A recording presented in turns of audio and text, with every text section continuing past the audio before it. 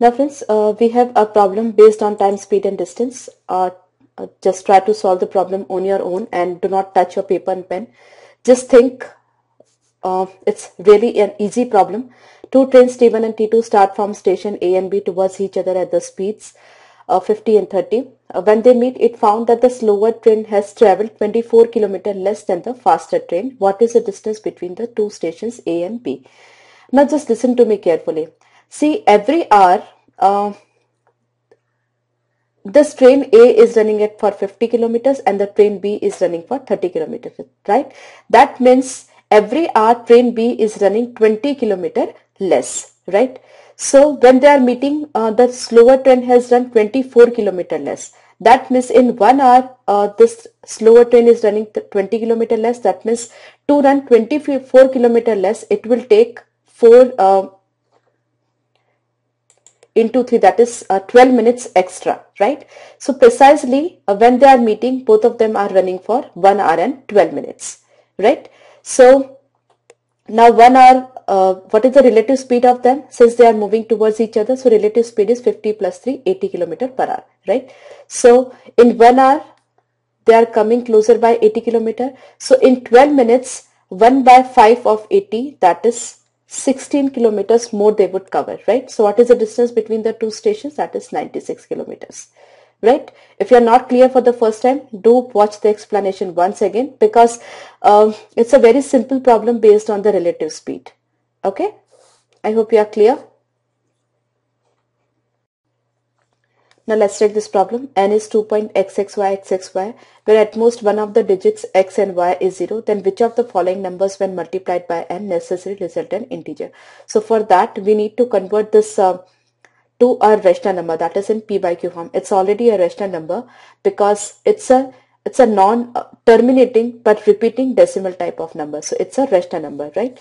So it's 0, it's 2.xxy xxy. It can be written as 2.xxy bar, right? Now the three numbers are having bar, that means it is actually xxy by 999, right? Now this 2 is the different part. Now we have to convert this to an integer. That means we need to multiply over here by a number that is integral multiple of 999. So among the options we just have this number, which is the multiple of 999. 999 into 2 is 1998, right? Okay. So now the number will be converted to an integer. So what is the number that we should multiply? That is 1998. Okay, a very simple problem.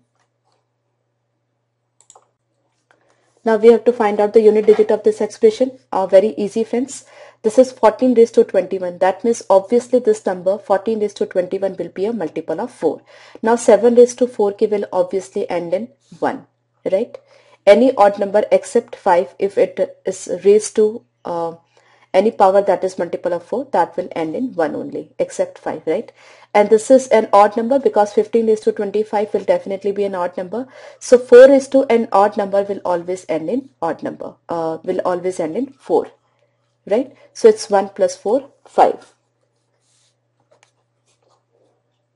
A very simple problem, friends. I hope you are clear. No paperwork is required at all. Now friends, here we are having a problem based on profit and loss. Mr. X sold 2 books, one at a loss of 11.11% and other at a gain of 25%. If the 2 books had cost him the same, what is his overall profit or loss? See, 11.11%, that means 1 by 9 is the loss. If we convert that to fraction, that means 1 by 9 is a loss. 25% profit, that means 1 by 4, right? And overall we assume it to be x, right? Now this will this is the allegation method, and this ratio will give us the ratio of the cost price. So obviously x will lie somewhere between this and this, so x will be smaller than this, so 1 by 4 minus x, and x will be greater than this, so x minus 1 by 9, that means x plus 1 by 9. And since cost price is same, that means these two will be same. So 2x is equal to 1 by 4 minus 1 by 9. So it's 9 minus 4, that is 5 by 36. Right? So x will be 5 by 72. but we have to find out the over percentage, so multiply it by 100. So it's 5 by 72 by 100. So 5, it's almost 15 and it's almost 7, right? So bit less than 7%. So it's actually approximated answer, that's 7% profit. Since X is positive, that means it's overall a profit, and that is approximately 7%. Okay. Now we have a question based on cubic equation. A, B, C are the roots of this equation. Then what is the value of A cube plus B cube plus C cube? First of all, we can simplify this equation, that is x cube plus 14x, or I can say 0x square plus 14x plus 93 plus 31 is equal to 0. Now friends, if it is a cubic equation, coefficient of x square will be sum of the roots in negative, right? That means if we assume the roots to be a, b, c, so a plus b plus c is 0 over here, right? And a, b, c, that is product of the roots, is constant term in negative, right? Now we have to find out a cube plus b cube plus c cube. You must be knowing an identity. I just write it over here once again. A cube plus b cube plus c cube minus 3abc is equal to a plus b plus c, a square plus b square plus c square minus ab minus bc minus ac, right? So that means if a plus b plus c is 0, this entire term will be 0. In that case, a cube plus b cube plus c cube will be 3abc, right? So if a plus b plus c is 0, a cube plus b cube plus c cube will be 3abc. Here a plus b plus c is 0, so a cube plus b cube plus c cube will be 3abc, that is 3 into minus 31, that is minus 93. So if you know this logic and if you know this logic, the problem, you don't have to go for even any sort of paperwork, right? So this is an important identity that you should keep in your mind. A cube plus b cube plus c cube will be 3abc if a plus b plus c is 0. Okay. Now friends, let's say this problem. Here x, y and z are given to us, and we have to make the comparison among these three. Now direct comparison we cannot make, but we can see that is 15 and 11, the difference is 4, 27 and 23, the difference is 4. And if we take this 2 inside the square root, it will be 24 and this will be 20. So still the difference is 4, right? That means the two terms are having the difference as 4. But we have to make the comparison which one is the largest and which one is the smallest, right? So what we can do is we can rationalize each of them. So to rationalize this, what we'll do, root 5 plus root 11 will multiply by that. So what we'll be getting in the numerator, that is 4, and in the denominator we'll be getting root 15 plus root 11, right? You just have to visualize, do not write. Similarly over here we'll be getting 4 upon root of 27 plus 23, here 4 upon root of 24 plus 20, right? Now the numerator is same in all the cases. So which is the biggest denominator? This is the biggest denominator. So this is the smallest term, right? That means y is smallest. After that, this is, so y is greater than z. I'm sorry, y is smaller than z, and this is the largest. That means x is largest. Okay, that means x is greater than z and z is greater than y. So that is option D, right? But I would recommend you not to write, just try to visualize that. That is the difference in 4 in all the three cases. So denominator will be highest in this case. So this will be the smallest fraction, okay, or we can say smallest number. Now friends, in this question, what is the sum of the coefficient of the polynomial this? Obviously, it's a very big polynomial. If you are going to expand that, it will be really a time-taking process, right? So you have to think logically. I just shared one fundamental logic over here, that suppose you have x minus 1 whole square, right? So that is x square minus 2x plus 1. So what will be the sum of coefficient? That is 1 minus 2 plus 1, that is 0, right? Similarly, suppose I have x plus 1 whole square. So that is x square plus 2x plus 1. So that is 1 plus 2 plus 1, that's 4, right? So sum of coefficient is 4 in this case, sum of coefficient is 0 in this case, right? So what I'm doing over here, I'm putting the value of x as 1 and calculating the sum of coefficients. The same thing, instead of putting the value of x as 1 over here, I can put the value of x as 1 in this case also, in this term also. So if I put x as 1, 1 minus 1, that is 0 square, that will be 0. Similarly, if I put x as 1 over here, in this case 1 plus 1, that is 2 square, that will give me the sum of coefficient. Similarly, you can extend the rule for x plus 1 whole cube also. So that is x cube plus 3x square plus 3x plus 1. So that is, if I put x as 1, sum of coefficient will be 1 plus 3 plus 3 plus 1, that is 3 and 3 6 and 1 7 and 1 8, right? So sum of coefficient is 8 over here. So I put x as 1 over here, the same thing I'll be getting 2 cube, that's 8, right? So sum of coefficient can be calculated if I put the value of x as 1 over here in the entire expression. The problem becomes very easy for me, right? So you should be clear with this logic. Now you just put the value of x as 1 in this expression and calculate it carefully. So x minus 1, that is 1 minus 2, that is minus 1 raised to 6, that will give positive 1.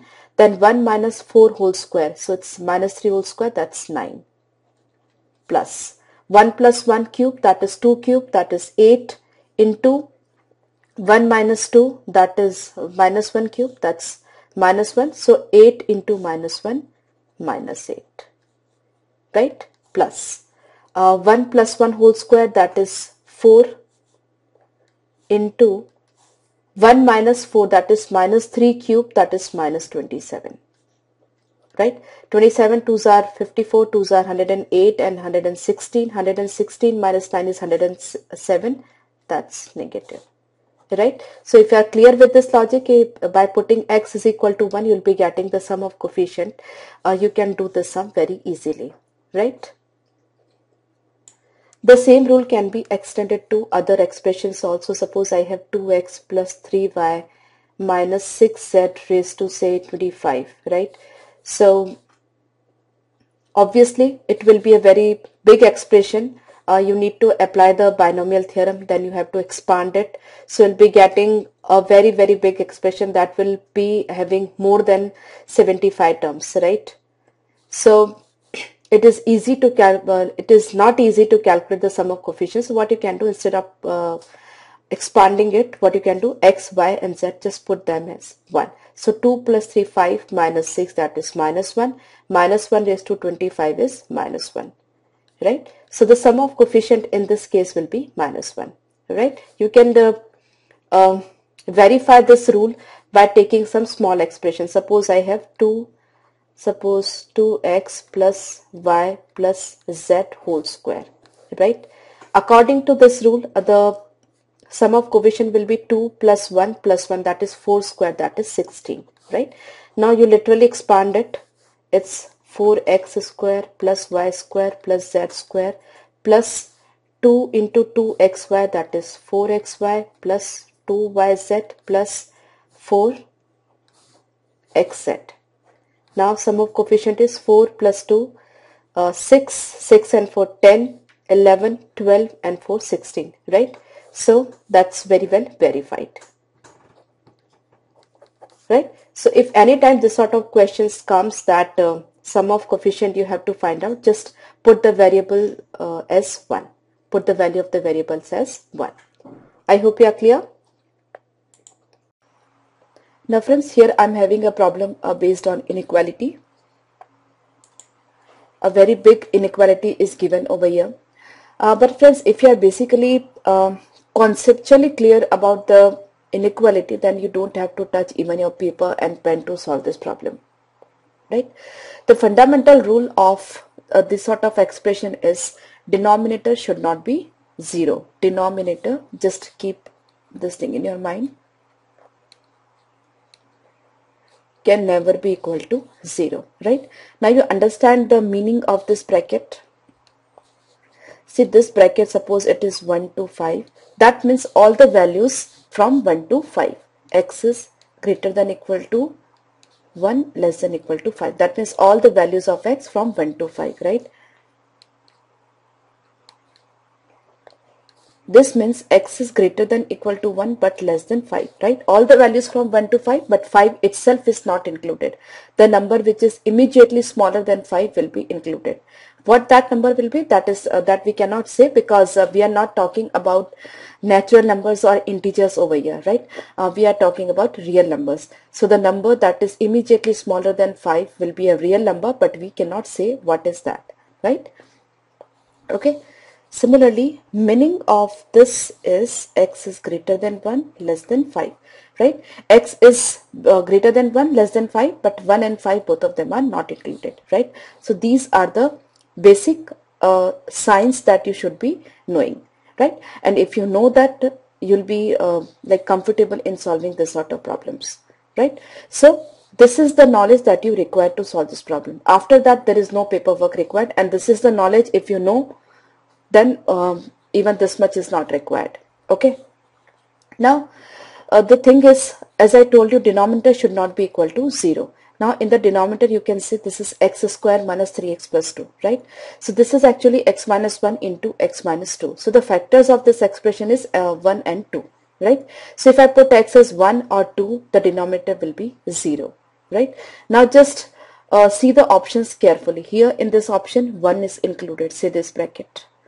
For the values of x, 1 is included. But if we put x as 1, the denominator will be 0. So it cannot be correct.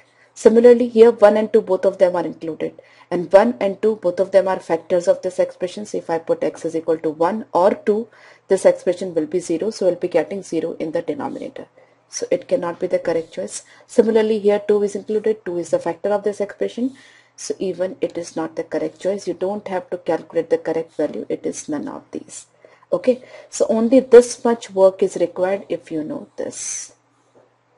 Okay, so whenever you have to solve any inequality, just be careful that denominator should not be equal to 0. And if your inequality is lying under a square root, then the expression in square root should not be negative, right? Two things are important. One is denominator should not be equal to 0, and I just write it over here. Any expression under square root, suppose it is ax plus b should be greater than equal to 0, right? So this thing you should keep in your mind. I hope you are clear. Now here, problem based on logarithm.